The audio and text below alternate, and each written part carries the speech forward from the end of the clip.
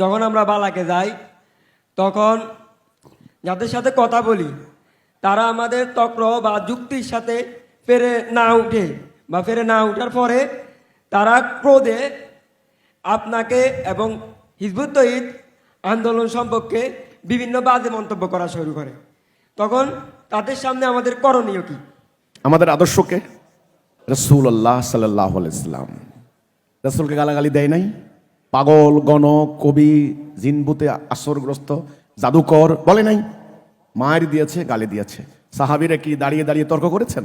No, তারা লক্ষ্য ঠিক রেখে সবরের সঙ্গে তারা জানতেন আমরা যে আদর্শ নিয়ে নেমেছি এর বিজয় অবিসম্ভাবী, এটা সত্য জানতেন।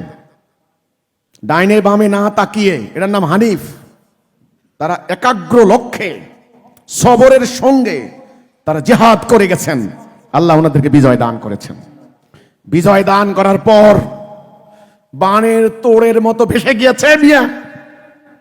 যদি পারো গালাগালি সহ্য করো, হজম করো, পাল্টা গালি দিও না। কুকুরের কাজ কি? ঘেউ ঘেউ করা। ওর মুখে কোনোদিন ভালো কথা, ভালো শব্দ পাবে না। কাকের শব্দ কি? কাকা, আগলি, খারাপ, দেখতেও যেমন খারাপ, কণ্ঠ খারাপ। কাকের মুখ দিয়ে কোনোদিন তুমি কুকিলের কণ্ঠ শুনবে না। আল্লাহ রাব্বুল আলামিন দুই শ্রেণীর মানুষ বানিয়েছেন, মোমেন, কাফের, হেদায়াত প্রাপ্ত আর পথভ্রষ্ট।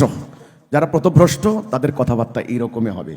তারা আমার সম্পর্কে জানে না, আমাকে জিজ্ঞাসা করে নাই। তাদের ধর্মগুরুরা মাহফিলে দাঁড়িয়ে আমার নামে মিথ্যাচার করেছে, মসজিদে মিথ্যাচার করছে। তাদের এই অন্ধ অনুসারী, তারা যে সমস্ত দলের নেতাদের অনুসরণ করে, ওরা মিথ্যা কথা বলে, ওরা প্রতারণা করে, ওদের চরিত্র এখন ওই রকম হয়ে গিয়েছে। ওরা ভালো কথা কোথা থেকে শিখবে ভাই?